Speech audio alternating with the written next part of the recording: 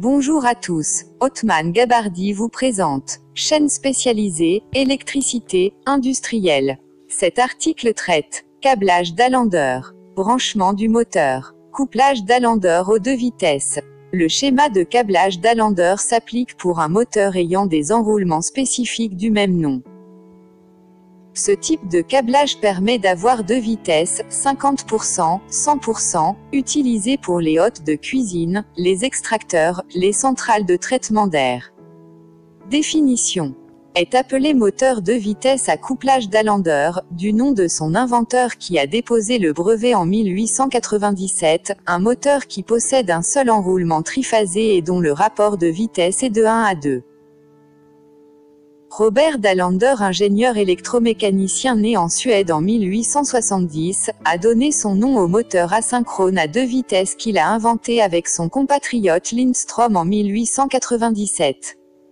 Contrôle. Les vitesses les plus courantes sont le moteur d'Allender standard à 6 fils et monotension, c'est-à-dire tri 230 volts ou tri 400 volts. En petite vitesse, le couplage des bobinages, enroulement, en série permet de diviser la vitesse par deux paires de pôles. Alimentation en U1, V1, W1 uniquement. En grande vitesse, en couplant les bobinages en parallèle, ils constitueront un seul et même enroulement, une paire de pôles. Alimentation en U2, V2, W2 et point triangle, barrette, en U1, V1, W1.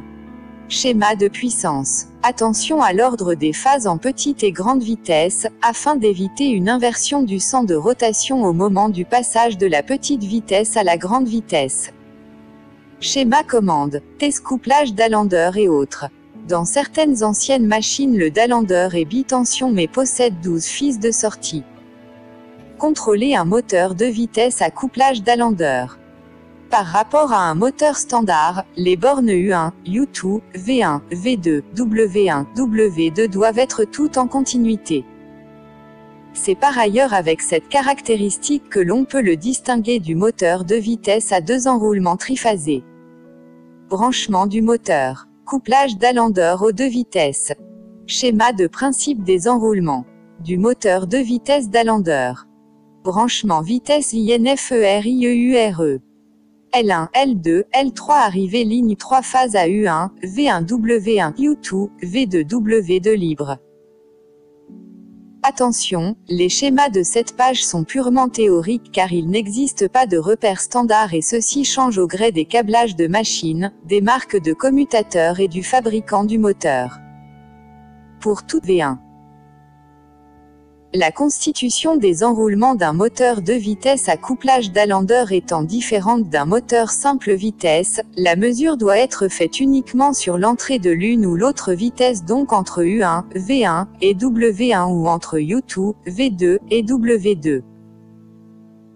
La valeur de mesure doit être égale entre les trois bornes de chaque entrée, soit U1, V1 égale U1, W1 égale V1, W1 et U2, V2 égale U2, W2 égale V2, W2. Si une différence notable de mesure est détectée, cela signifie une partie ou entièrement en court-circuit d'un enroulement et donc moteur HS. Si la sortie des 6 fils est avec cables au lieu de plaques à bornes, la mesure est exactement la même sur chaque groupe de fils correspondant à chaque vitesse. Moteur de vitesse d'Allender à 9 fils de sortie. Le schéma est le même que le d'Allender 6 fils, sauf que les 3 fils du couplage étoile sont sortis pour permettre un démarrage étoile triangle. Branchement et couplage moteur de vitesse, de tension, 12 sorties de fil. Attention, il ne faut pas confondre avec le moteur simple vitesse bitension à démarrage série, parallèle dont le sujet est traité à l'article « Moteurs spéciaux ». Le couplage des deux vitesses pour ce type de moteur n'est plus un couplage d'Allender, c'est un couplage par inversion de pôle. Couplage en 400 volts vitesse inférieure. Couplage 400 volts vitesse supérieure. Les repères ne sont donnés qu'à titre indicatif car ils diffèrent suivant le fabricant du moteur et la marque du commutateur. De nos jours, ces moteurs ne sont en service que sur certaines anciennes machines bitension.